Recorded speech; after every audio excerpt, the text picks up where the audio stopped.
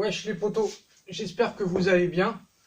Donc là, on va pas faire une vidéo sur Neymar ou sur le Mercato, mais on va revenir sur une histoire un petit peu ancienne, cette fameuse remontada de PSG Manchester United, avec bien sûr ce désastre, voilà, cette débâcle. Et je voulais en parler parce que certes c'est du passé, maintenant c'est vrai qu'il faut voir vers l'avenir. Et je sais que je vais me faire insulter dans cette vidéo, je vais me faire insulter, critiquer, je vais me faire vraiment balader, hein. Donc c'est pas grave, j'accepterai les insultes, mais je vais donner mon avis sur ce match encore 4 ou 5 mois après. Parce que pour moi, il y a des choses qui sont pas normales dans ce match. Des choses pas normaux, pardon.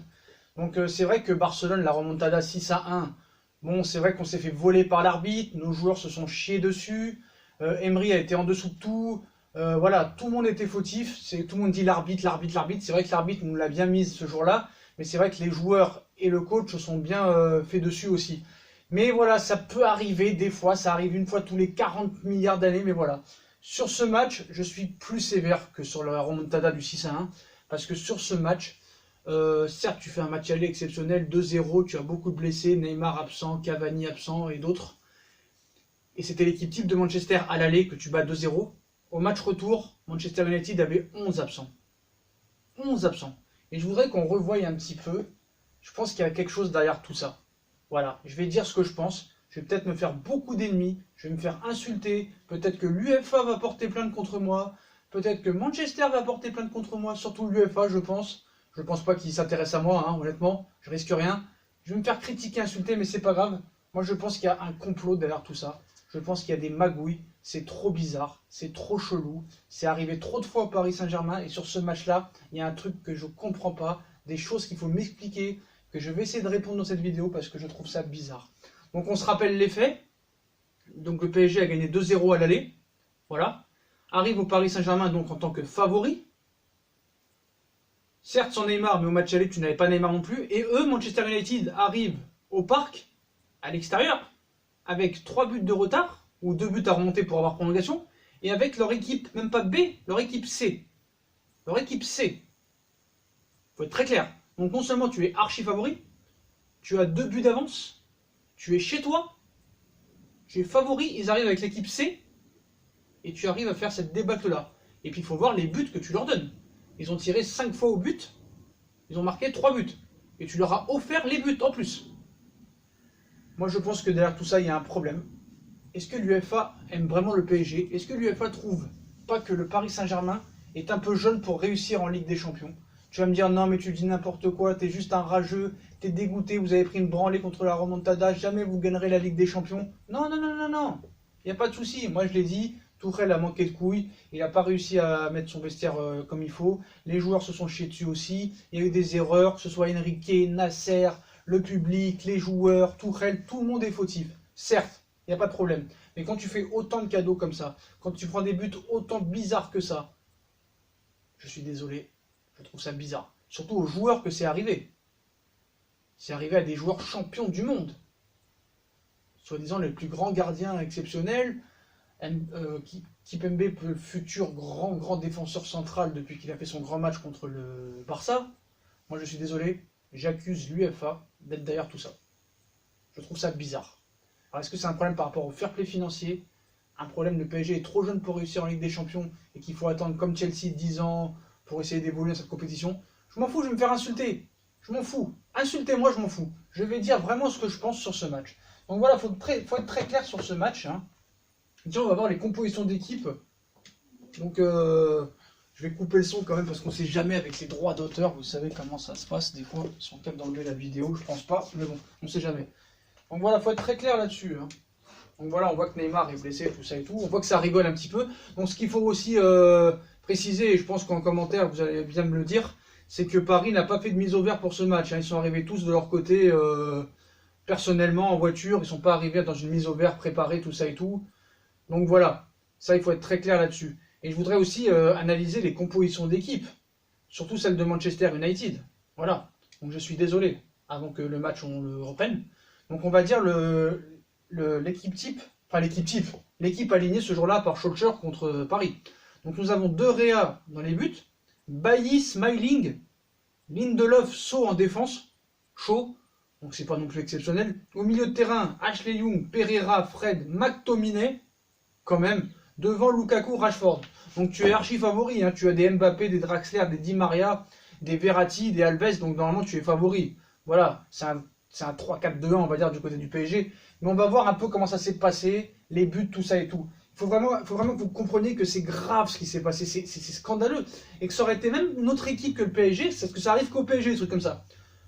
Est-ce qu'il n'y a pas un problème? Est-ce qu'ils ne s'arrangent pas? Est-ce que l'UEFA peut les menacer de dire vous vous faites éliminer, comme ça on vous laisse tranquille par rapport au fair play financier, Neymar 222 millions, Mbappé 180 millions, on vous laisse tranquille pour le mercato d'été. Est-ce qu'il n'y a pas des arrangements, des trucs? Je ne comprends pas, c'est pas possible. Je me pose ces questions-là. Je ne dis pas que l'UEFA est fautif, qu'il y ait des arrangements, que c'est corrompu, que c'est truqué. Je ne dis pas vraiment ça. Je dis que c'est quand même bizarre de perdre, déjà de prendre une remontada, déjà c'est bizarre. De se prendre une remontada contre une équipe C, c'est bizarre après avoir mené 2-0 à l'aller, et surtout les buts que tu leur donnes. Et c'est des buts, à part Kerrer qui est un peu jeune, qui n'a pas trop d'expérience, c'est Buffon, Gianluigi Buffon, champion du monde avec la Juve, qui a une carrière immense, qui est l'un des meilleurs gardiens du monde, qui est considéré comme l'un des meilleurs gardiens du monde. On va voir ça, et on va voir un peu l'état d'esprit aussi dans la prise de parole, dans les interviews, dans Tourelle, qu'est-ce qu'il a essayé de faire pendant le match, on va voir ça. Donc voilà, on commence, hein. Donc le match est parti. Donc tu te diriges vers une soirée tranquille, hein, où vraiment, même tu les vois gagner Paris tranquillement même. Tranquillement, même pas t'imagines une défaite ou un match nul. Même pas un match nul, t'imagines une victoire. Tranquillement en fait. Voilà. Donc hop là. Voilà. On s'arrête là. 1 minute 44 de jeu. Est-ce que quelque chose vous a pas étonné là?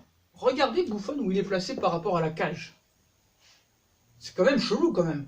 J'ai l'impression qu'il est super loin, et ça je ne l'avais pas remarqué pendant le match. Il est super loin de la cage. Donc Kerrer est-il fautif? Buffon est-il fautif? Ou est-ce que c'est Thiago Silva qui est ici qui est fautif? Parce que là on voit pas très bien, c'est en gros plan. Mais regardez sur l'écran là. Là on voit Kerrer qui est assez espacé vers Rashford. Thiago Silva qui est aussi avancé par rapport à Lukaku. Donc il n'y a pas vraiment de danger, hein. Et Buffon qui est très très loin de la cage. Donc on va voir ça. Voilà, donc on va mieux voir après. Il fait la passe en retrait. Donc qui est fautif exactement? Pour moi, qui est fautif? Kerrer, Thiago Silva ou Buffon? Et ben moi je dirais les trois. Mais plus Kerrer quand même. Kerrer aurait pu jouer vers le gardien certes, mais aurait pu jouer vers l'avant aussi. Mais c'était difficile de jouer vers l'avant. Est-ce qu'il aurait pu recentrer sur Thiago Silva ou la passer à Buffon? Donc certes on voit mal. On ne peut pas le voir dans un meilleur cas. Bon, bref, voilà. Je pense que Buffon était assez loin. Pareil pour Thiago Silva, qui aurait pu être aussi à la récupération. Et Buffon qui est très loin de son but. Et la sortie n'est pas maîtrisée non plus. Donc c'est bien beau de cracher sur Kerrer. C'est totalement valable. Il a raté sa passe. Il n'aurait pas dû la jouer vers l'avant, comme ça, vers derrière, comme ça. Mais Thiago Silva, avec un peu plus de réactivité, et Buffon, qui n'était pas à 100 mètres de son but, aurait pu éviter ça aussi. Moi, je trouve ça bizarre. Donc, on voit que Verratti, ils encouragent. Hein. On sait qu'il a vécu ça il y a 2 ans avec la remontada contre Barcelone et qu'il n'a pas envie de revivre ça. Donc là, quand tu commences un peu à cogiter, tu dis, ça y est, ça recommence, c'est reparti. Voilà, donc Mbappé essaye de un peu les calmer, tout ça et tout. Lui, il commence à s'énerver, à s'exciter, mais tu vois que le mec, il est pas serein. Tu vois que le mec, il stresse. Regarde ses mouvements de bras. Regarde bien. Regardez bien, le gars, il est stressé. Ça se voit qu'il est stressé déjà. Il sait que ça va pas bien se passer. Regardez bien. Regardez bien Tourelle. Regardez. Le mec, tu vois qu'il est calme. Il est pas calme, pardon. Il est pas calme, il est énervé grave, le gars. Va savoir si lui il est pas au courant de quelque chose. Là, on va me dire, t'es un complotiste, tu crois au Père Noël, tu t'inventes une vie, tu veux faire ça pour faire des vues. Non, non, j'essaye de comprendre. J'essaye de comprendre parce que ce match-là, je suis retombé par hasard tout à l'heure sur ce reportage et je veux savoir ce qui s'est passé vraiment. Donc là, on est reparti. Hein. Donc le PSG repart vers l'avant. Hein. Donc voilà, ça commence un peu à se trouver. Voilà. Donc Manchester est inexistant dans le match. Faut être clair là-dessus. Hein. Il n'existe pas. Il n'y a que le PSG qui joue. Hein. Plus de 75% de possession de balle. Manchester est à la rue, c'était le premier cadeau. Donc voilà. Là, on revoit le but de l'égalisation. Donc Mbappé pour Juan Bernat. Donc un partout. Voilà. Donc là, ça se repasse bien. Mais regardez comment ils sont contents. Neymar, il est en folie. Il est en folie. Tous les joueurs sont en folie. Alors que c'est normal là, de marquer un but contre cette équipe-là de Manchester. Regardez comment ils sont... C'est bizarre d'être aussi content quand même. Tu devrais pas être aussi content. Et même avant l'interview d'avant-match, quand on te dit la remontada, pourquoi tu réponds, Kerrer? Pourquoi tu réponds? Tu devrais même pas en parler de la remontada. Tu devrais dire, moi j'étais pas là. Remontada, ça n'existe pas chez moi. Ça n'existe pas. Donc pourquoi ils acceptent les dirigeants qatariens? Pourquoi ils leur disent pas en conférence de presse, si on vous parle de remontada, vous n'en parlez pas? C'est terminé, c'était il y a 2 ans. Tous les ans, on va pas en reparler. Bref, c'est pas grave. Donc voilà, un partout, tu te dis le match quand même va être tranquille, ça va mieux. Mais bon, t'es toujours en danger quoi. Et là, ça repart de l'avant. Donc là, tu te dis, ça y est, on est en presse. Et là, cette occasion ratée. Donc voilà. Bon, bref, c'est pas si grave. Tu vois que Tourelle est assez stressé. Regardez, il saute de partout. C'est assez impressionnant. Comment il saute de partout. Voilà, cette occasion ratée. Donc là, ça commence à se trouver. Hein. Et regardez bien la réaction de Tourelle sur le but. Voilà, il est pas. Voilà, c'est un peu. On dirait un gamin, le gars. On dirait un gamin, quoi. C'est impressionnant. Cette réaction m'a vraiment énervé. Bref. Donc là, ça commence à bien jouer, ça commence à se trouver, ça commence à aller vers l'avant. Paris assimile bien le jeu. Voilà, il y a encore une grosse occasion de Di Maria qui passe de peu à côté. Donc Paris n'arrive pas à prendre l'avantage. Mais tu vois que ça joue bien. Mais tu vois que lui est toujours stressé. Hein, regardez. Et là, alors là, regardez. Regardez bien. On va essayer de mettre sur pause. Attends. Moi, je dis les choses, hein, je veux le dire. Donc voilà. Draxler qui joue derrière. Andreas, hein, San Andreas, hein, le jeu. Hein, ou le film, comme vous voulez. Donc on voit Tourelle un peu agité. Hop là. C'est un ballon vers l'avant. Manchester joue vers l'avant. Regardez la position de Kehrer. Oh, le mec, il a fait un grand écart. Il a fait un grand écart, le gars.